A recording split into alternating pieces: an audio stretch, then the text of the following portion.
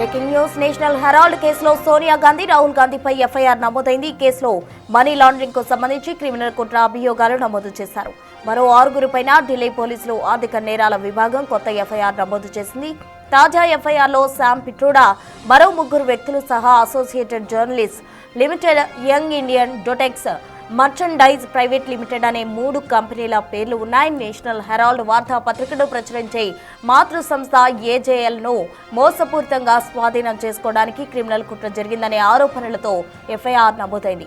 ఇక కోల్కతాలో ఉన్నట్టు ఆరోపిస్తున్న డొటెక్స్ మర్చండైజ్ అనే షెల్ కంపెనీ నుంచి యంగ్ ఇండియన్ అనే కంపెనీకి ₹1 కోటి చెల్లించినట్టు ఆరోపణలున్నాయి.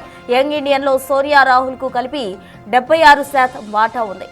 ₹1 కోటి లావాదేవీ ద్వారా కాంగ్రెస్ పార్టీకి యంగ్ ఇండియన్ కంపెనీ 50 లక్షలు చెల్లించిందని దర్యాప్తు సంస్థలు చెబుతున్నాయి. ఆ లావాదేవీ ద్వారా ₹2,000 కోట్ల విలువైన ఏజేఎల్పై నియంత్రణ సాధించామని ఆరోపిస్తున్నాయి.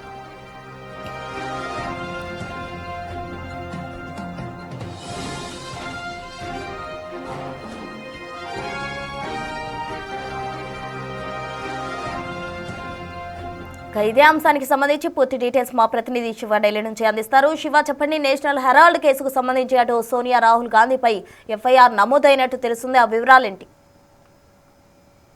ప్రస్తుతం ఇటు కాంగ్రెస్ అగ్రనేతలు సోనియా గాంధీ, రాహుల్ గాంధీపై మరో కొత్త ఎఫ్ఐఆర్ నమోదైంది. నేషనల్ హెరాల్డ్ కేసులో అంటే మనీ లాండరింగ్ కు పాల్పడ్డారంటూ కూడా ప్రధానంగా దర్యాప్తు సంస్థలు ఆరోపిస్తున్నాయి. దానిలో భాగంగానే ఈరోజు ఢిల్లీ ఆర్థిక విభాగాల పోలీసులు కేసు నమోదు చేశారు. సోనియా గాంధీతో పాటు మరో 6 పైన తాజాగా కొత్త ఎఫ్ఐఆర్ ను నమోదు చేశారు. అంటే తాజాగా దాఖలైన ఎఫ్ఐఆర్ లో శామ్ పిట్రోడా, మరో 3 వ్యక్తులతో పాటు అసోసియేటెడ్ జనరల్ లిమిటెడ్ ఏజే, అలాగే young India, Dotex merchandise private limited అనే 3 కంపెనీల పేర్లను కూడా ఈ ఎఫ్ఐఆర్ లో చేర్చారు. అంటే ప్రస్తుతం నేషనల్ హెరాల్డ్ కు సంబంధించి గతంలో మాతృ సంస్థ ఏజేఎల్ ను మోసపూరితంగా స్వాధీనం చేసుకోవడానికి క్రిమినల్ కుట్ర జరిగింది అనేది ప్రధానంగా దర్యాప్తు సంస్థలు ఆరోపిస్తూ ఒక ఎఫ్ఐఆర్ ను కూడా నమోదు చేశాయి. కోల్కతా కేంద్రంగా ఉన్నట్లు ఆరోపిస్తున్న డొటెక్స్ మర్చెండైజ్ అనే company, cell company young India అనే లాభాపేక్ష లేని కంపెనీకి ₹1 కోటి విరాళాలు ఇచ్చినట్లు కూడా దర్యాప్తు సంస్థలు ఆరోపిస్తున్నాయి. దీంట్లో ఈ కంపెనీల్లో 76% వరకు రాహుల్ గాంధీ, సోనియా గాంధీకి వాటాలు ఉన్నాయనేది ప్రధానంగా దర్యాప్తు సంస్థలు ఆరోపిస్తున్నాయి. అంటే ఇది కేవలం రాజకీయ కక్షపూరితంగా, కుట్రపూరితంగా ఈ కేసు నమోదు చేశారనేది కాంగ్రెస్ పార్టీకి సంబంధించిన నేతలైతే ఆరోపిస్తున్నారు. అంటే మొత్తం ఈ ఢిల్లీ ఎకనామిక్స్ అపెక్స్ లింక్ లో ఈ కేసు నమోదైంది.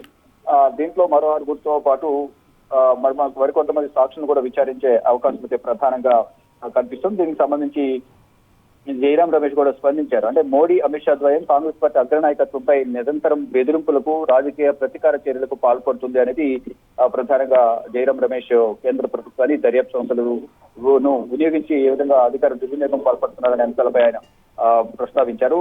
అంటే అభద్రత, భయంతో ఉన్నవారే ఇతరులను బెదిరించడానికి ప్రయత్నిస్తారంటూ కూడా నేషనల్ హెరాల్డ్ కేసులు పూర్తిగా అదంతా కూడా అబద్ధం, ఎటువంటి ఆధారాలు లేవు, నిరాధారమైన ఆరోపణలతో వారు ఈ కేసులు నమోదు చేస్తున్నారు. రాజకీయంగా ఎదుర్కోలేకే ఇటువంటి కక్షపూరిత ధోరణితో దొంగ కేసులు పెట్టి, ఫేక్ కేసులు పెట్టి భయభ్రాంతులకు గురి చేసేందుకు ఈ విధంగా కేంద్ర ప్రభుత్వం వ్యవహరిస్తుంది. చివరకు న్యాయమే గెలుస్తుంది, సత్యమేవే చేయటంటూ కూడా కాంగ్రెస్ నేతలందరూ కూడా ట్వీట్ చేస్తున్నారు. మొత్తం చూసుకుంటే కొత్త ఎఫ్ఐఆర్ నమోదు కాదు. ఇది కేసు అనేది 2012లో ఈ కేసు అనేది వెలుగులోకి వచ్చింది. ఇటు సుబ్రహ్మణ్య స్వామి కేసును